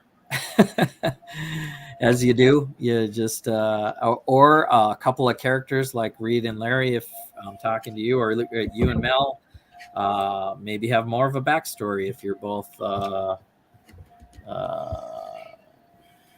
I mean, we could have 2 wizards, but it is definitely, I think, beneficial for the party to have like a variety of characters. Yeah. So, but if you want to be I'm going to suggest you be a fighter or a barbarian. But if you want to be a sorcerer, you can be. So a wizard is different than a sorcerer, is different than a warlock. Mm-hmm. A wizard, Reed's character, gets its magic from reading books and having a spell book. And maybe Reed will change his options. But a sorcerer is more relic. So he'll have a staff where the power is coming from, like Harry Potter's wand. Mhm. You have a wand. So Harry Potter would be more of a sorcerer, I believe, because all the power is coming through movements with the wand. And then there's a warlock, which is an interesting character as far as backstory, because you would basically be making a pact with a fiendish, devilish creature, and your magic would come from a deity that gives you spellcasting abilities. But you might have some weird nightmares and dreams from said deity. And that gets into me trying to provide some backstory into characters. So Reed, if you're listening, I don't know, it sounded like your wizard is your way to go. You want to be a mage, but you could be a warlock as a bugbear, and your spell casting power came from some crazy pact with a devil. And I'll figure that out. Or it could be a singing bard. Okay, yes, you're gonna be more of a goofy, weird singing bugbear bard, or you're thinking of a different character completely. All right, I'll let you know if somebody else is thinking bard, and it might be good for you because you're more experienced in the past to have a couple of. I mean, because I've played wizard. I think some of my games wizard, fighter. Bards are actually pretty dope. I practiced playing as a bard because one of the guys at the museum said he might be a bard because he plays the guitar and a banjo, and I was like, okay, and I started practice playing a bard, and they're pretty dope because they're like they can fight and cast magic. Yeah. No, so yeah, I did this stuff, so I got some of my stuff. So hopefully my description is good. I hope. Hopefully it just automatically saves that stuff. I hope, because I didn't do anything. Yeah, should be good. Right. Yeah, there's no save button, so I think you just type it in, and let me see. I can follow. Yep. So just have to go look at my notes and all that stuff. That's always good. You get some good laughs on there. The notes. Yep. Bugbear on an endless search for knowledge. I love it, Reed. This is Reed. Makes my job a little easier because you're really diving in with something you know. But for the most part, I'll need to get used to your character. You might be a little faster with some of. You'll have to look at features and traits, though, like I say, when you can make a surprise attack and add that extra damage. I'm not gonna I might remind you once or twice, but you'll have to figure that out on your own so you get that extra damage. Yeah. Especially if I know I'm like the first one in the room, I got to go for that surprise attack and all that. So yep. Trust me, I'll have notes up and down my monitors. I'm glad. I played Earth and Beyond, which was one of the space games before Eve Online, or whatever. I mean, I played a space one. That one I had a map on the wall. I mean, I still have it folded up somewhere that had like the best trading routes and stuff. I mean, it had lines, and I mean, when I play games, if I dive in and I'm playing, I got stuff everywhere. I mean, just everywhere, because you got to have the notes to play to be quick and everything else. So, I mean, you got to be effective. So, like you said, that's why the D&D has all the books, because, you want to have your reference material that you can look through and everything else. You hate to do it while you're playing. You don't want to dig too deep while you're playing. You want to have that knowledge at your fingertips ahead of time, so you can just kind of go, oh, that's right. Oh, I got that. That's right. I got to remember that. Important battle stuff. Maybe have like a little note on your monitor or something like, oh, strike attack. That's right. I got to remember that. I got to have that, surprise attack, so that since we're talking about that, your wizard has some spells to pick out. Ooh. So let me pull up my screen again, and then go. You follow along, see your spells, and then if you pick manage spells, and then you have 2 spell slots as a first level wizard, which means you can only cast 2 per long rest. You have 3 cantrips, which don't cost slots. You can cast as many cantrips as you want all day long, but you can only learn 3 and prepare 3. See, that's why I might not need like the explorer bag, because I can create a bonfire, so I can do stuff that maybe doesn't need some of the inventory stuff and everything. I think that's maybe what it is. Yeah. Well, let's look at your cantrips. So you have acid splash. I did. Are you on this? Are you following? Yep. I backed up. I backed up real quick. Yep. So let's just go through it, because we're on a live stream. I'm trying to go through the whole thing here for a wizard.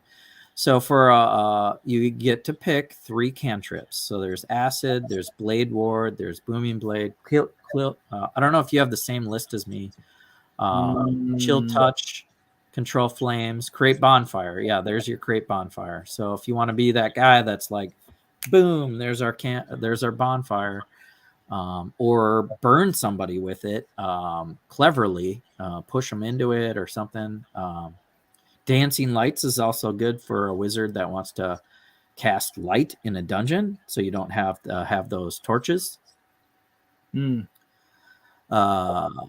makes, if I click on it, I know it's hard to, you probably can't read it on the screen, but you create 4 torch-sized lights within a range, making them appear as torches, lanterns, or glowing orbs. They hover in the air for a duration. The duration is up to 1 minute, which is 1 minute in game time is 10 rounds. So it's quite a long time. You can combine the 4 lights or move them around in a room. So that's pretty cool for light. And again, I'll try to remember that you're in a dark dungeon and somebody needs to cast light or something, but I might forget at times. Firebolt is another a good one for 1d10 of damage. And then when you do these things, it's fire damage or lightning damage, or gust is force damage, I believe.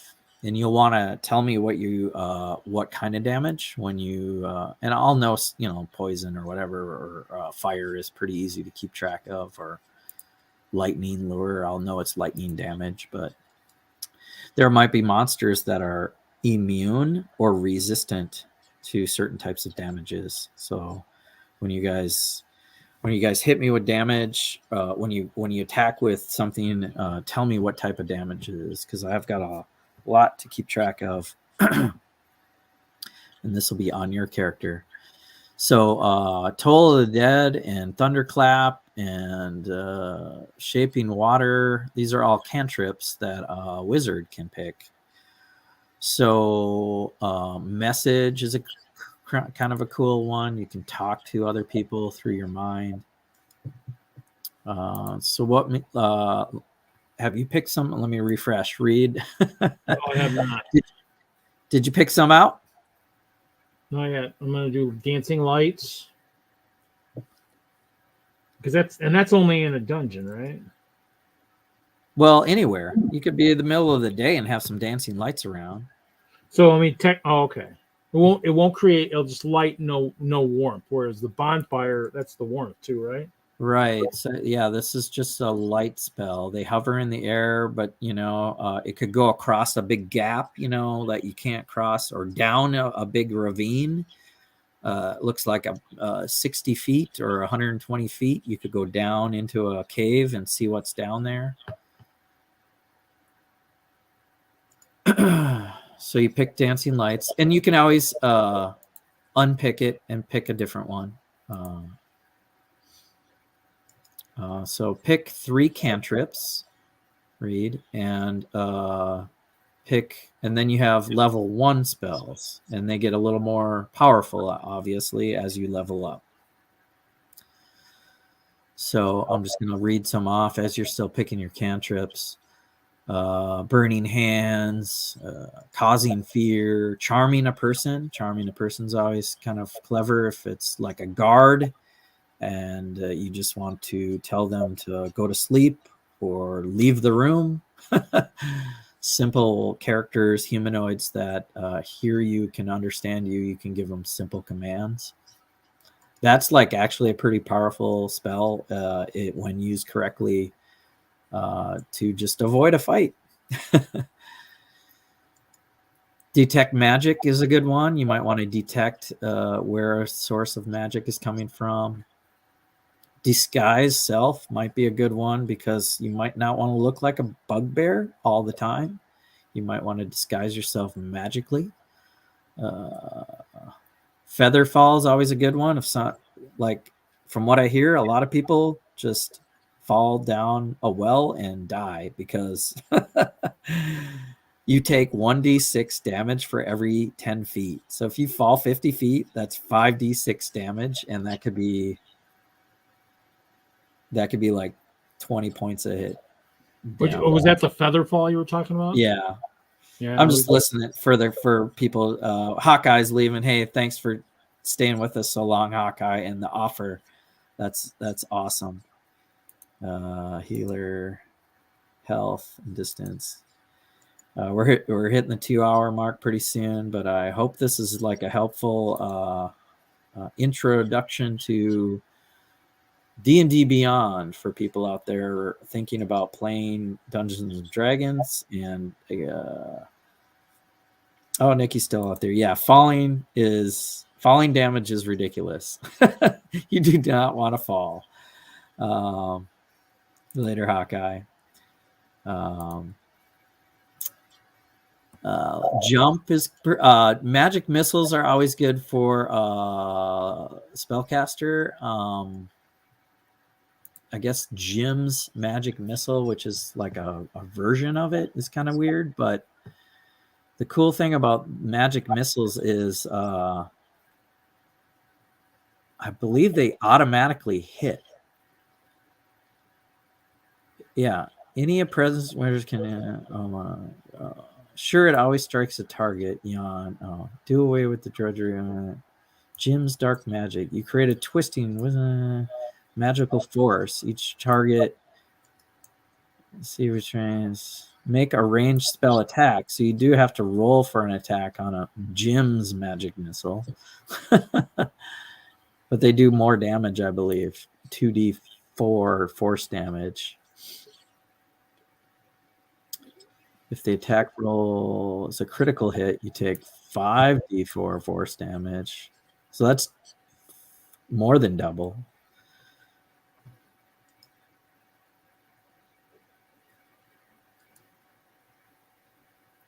If an attack roll for any missile is a 1, all missiles miss their target and blow up in your face. And you get spells. Do you get new spells every level? So after you get when you get to level 2, you'll get another spell or something. Yeah. So when you get to level 2, it'll give you a whole new list of level 2 spells and give you more spell slots, so you can cast more and more spells per day. But will you be able to still get some more of the level 1 stuff if you want it too? Yeah. Well, you'll get more slots. Okay. So if you want to experiment with that because you got some experience, Reed, you could go ahead and make your guy a level 2 and then just see what options it gives you, and then make it a level 3 and see what options it gives you. And then maybe don't go too much further than that, just experimenting. But it's not. I'm just, in the end, a lot of these spells are kind of like the ones, like I said, like I used to see in some of the games that I played, whether it be Diablo 2 or whatever, just where you could like identify, if you're getting magical objects, sometimes if you have to go back to town all the time to figure out, because I'm, using the games I played, there's people in the taverns that can identify stuff for a fee. Whereas if you have that spell in the wild, you might find something somebody can wear in the party right away. If I find a magical sword, but you might, I don't know how that works in D&D. I don't know if it's you're right. Although, I'm just looking for stuff that would, as a wizard, also. I guess as a wizard, I'm looking for damage stuff. Hopefully, we'll have a monk or someone that actually does a lot of the healing stuff. So I'm kind of doing a little bit of everything. So I'm trying to see. Because as a wizard, you want to be doing damage. So yeah, when you're done with spells, you can look at your proficiency and language block, and that'll actually tell you what weapons you're proficient with. So if you are a wizard like you are, you're only proficient in crossbow, light weapons, daggers, darts, quarterstaffs, and slings. Yep. So if you get a sword of, magic sword, can't use it. You can't wield it, which means I got to give it to someone else. You can wield it, but you may not get. You'll have disadvantages if you try to use it, or if you put armor on as a wizard, you may have disadvantages to stealth for sure. I don't have any armor. That's right. Just like in the movie To Hell and Back, the tanker's like, oh, we only got 3 inches armor. Guy's like, how thick do you think this GI shirt is? That's what me, the wizard. How thick do you think my cloth robe is?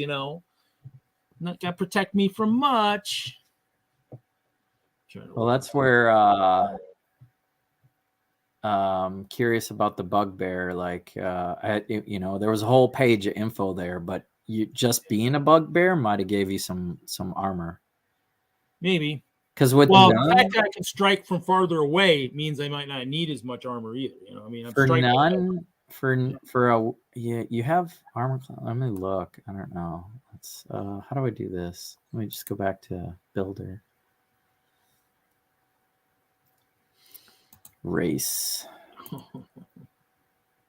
Bugbear. Let me look at the details. Or, oh shoot.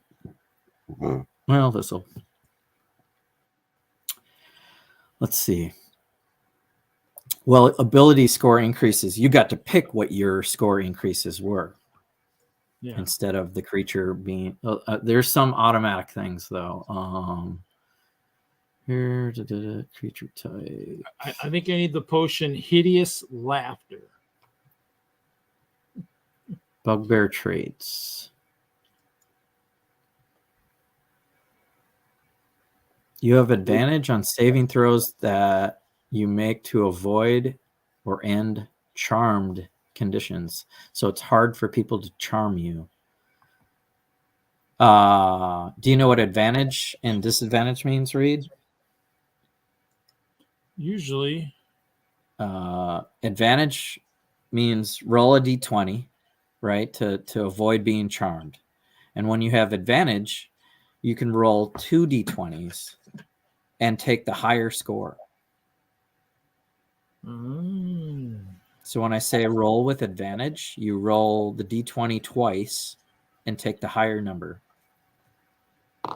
When you have disadvantage, you roll the d20 twice and take the lower number. Wow, Scuffed McGruff lives near me, north of me. I'm in Madison. He's in DeForest. Oh, we have Scuffed McGruff. Yeah, DeForest. Know where that is. I'll be close tomorrow. I'll be delivering in Sun Prairie in the morning. Welcome to the stream. We're a couple hours in on creating some D&D characters. We have a bugbear wizard, which I'm really Reed's leaning into the fun on that one. Figuring out what a bugbear can do. We got another new person in the chat, Nerd Brick. Hey guys, hopefully you're seeing some of the other comments in the chat. We are simulcasting on 2 different channels, so if you don't see each other in the chat, I'll try to show your comments on the screen, so if it's worth repeating. Hey yo, back. So that's all I need to really worry about with your bugbear. I was thinking maybe you had some armor, like thick skin, but doesn't say that it added anything to you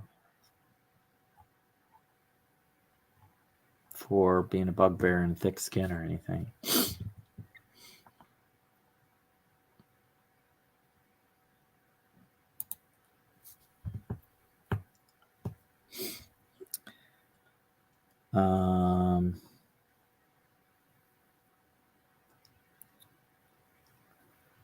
So I will not.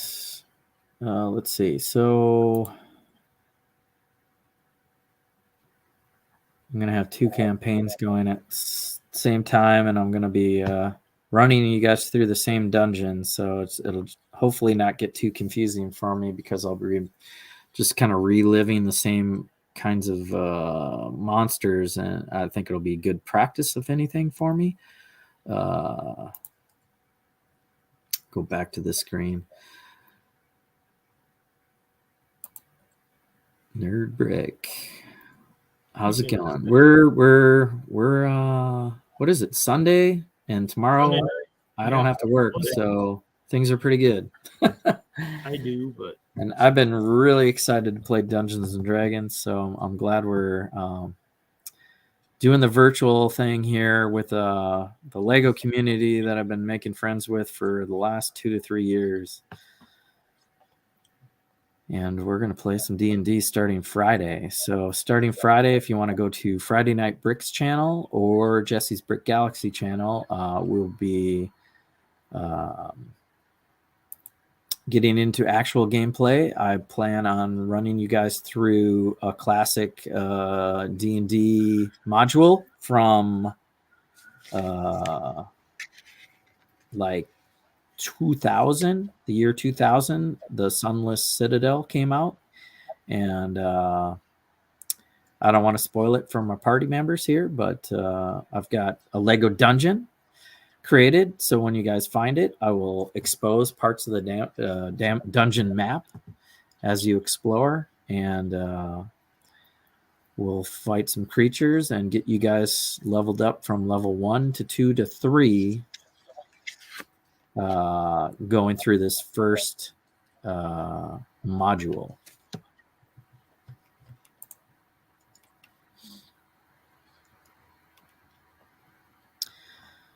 Iceberg Bricks, just building this fire department set. How's it coming along? Oh yeah. Putting some wheels on still? Yep. I see the wheels sitting out. I've got my dungeon cam on. I haven't really done much over here. Just left this railroad thing on. I'll go back to this because this dungeon map, just as an example, I'll have one of the other one I'm going to use on Friday once you guys find it. But yeah, this is like scaling down from a minifig to just a 1x1 cylinder. That's your character right there. So that way I can map out the dungeon without using a whole bunch of base plates. You guys can explore different rooms, and it might be a minor battle where there's not really any room for moving around and attacking anyway. So we'll just talk our way through the battle. There's no reason to like map out every single battle. Large scale battles, love to do in Lego, but it costs making a whole board of bricks. Yeah. I'm hoping that we don't have to do that too much. Like I said, here's a small version of dungeon crawling. And then as far as wilderness adventures and attacking, I just got some basic. I've got another one actually, so I can show off. That one's kind of more dark with the lava. But here is more of your, hey, following the river down through the forest map. And there's a wizard, and here's a bard. And here's an ice bear fighter. And then I've got a pack of trees and stuff that I can populate things and have monsters appear. Yeah, minifig is going to be like basic for the battles, but we'll try it out. And I've got my dungeon map cam working pretty decently, and I think once we get into a scenario where if this was our three-party adventures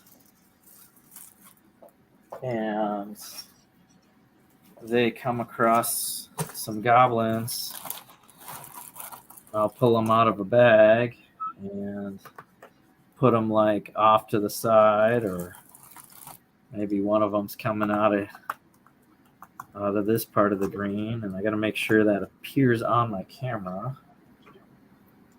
So I was closer for the.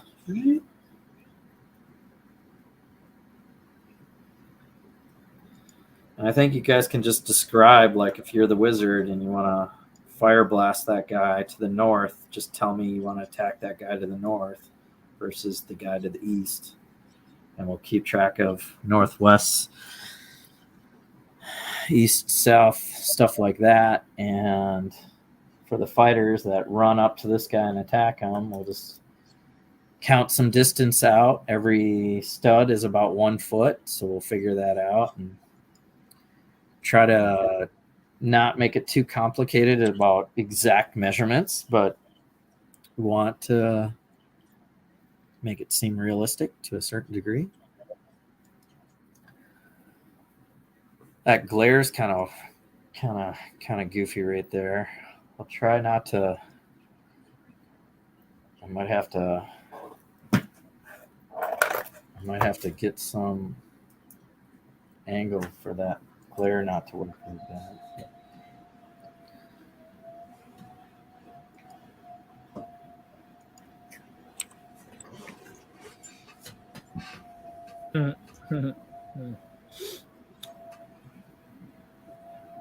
What's really wild, Jesse, is I actually have one of my characters from my Commodore that's actually one letter off from your real last name. That's the name of the character, and he's from my old days of playing the Commodore. He's literally one letter off having your last name as his name. I was like, why does that name look familiar on that guy? Why does that elf monk look familiar? And then I'm like, went real quick. I was like, oh, okay, that's why. So, Iceberg. I don't know. I don't know if you know what this nerd brick guy's talking about. Does that remind you of Mercedes Unimog? I don't know what that's about. Unimog, I know, was an old set. It was an old Technic set at one point. Let me talk about this one here. Nah, I don't know. Oh, maybe, yeah, the fire truck. The fire truck. Yeah. Mercedes. Yeah, that would make sense if he's talking about the fire truck. I don't think I ever built that one. So fire truck. Yeah, he's talking about fire truck. Yeah. Mm-hmm. Yeah, I don't know. I don't think I've built that. That's the Technic one, right?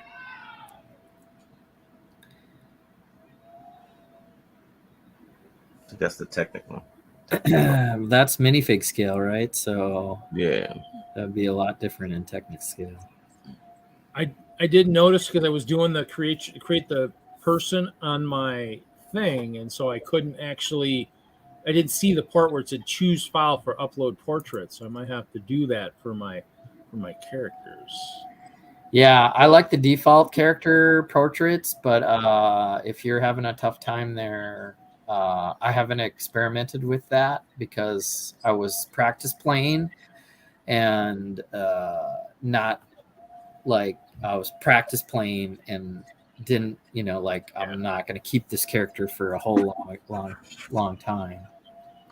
Yeah, There, I think definitely another option would be to take a picture of your Lego minifig and having a picture of, whatever your sig fig ice bear and have that appear as your character shot would be cool too. All right, fellas, it's a bit late for me. I gotta work tomorrow. Unfortunately, I don't know why. I do too. I'll have to go here shortly. You guys got to work. Okay. Yeah. All right. Well, let me shut down the stream while I got you guys here. Thanks for being here again. Yeah, man. And hit me up when you're ready to get closer and closer to Friday and play this game. The more character development we get started, If you don't get to it, we'll figure it out on Friday. But it's going to be a lot of fun. I hope everyone has fun. I'm excited to play with you guys. So look for us to actually get into gameplay about 9 o'clock Central Time on Friday, the 6th of January, 2023. Happy New Year. Let's get some bricks. Let's get some critical bricks going. All right. Peace. Now I can end broadcast.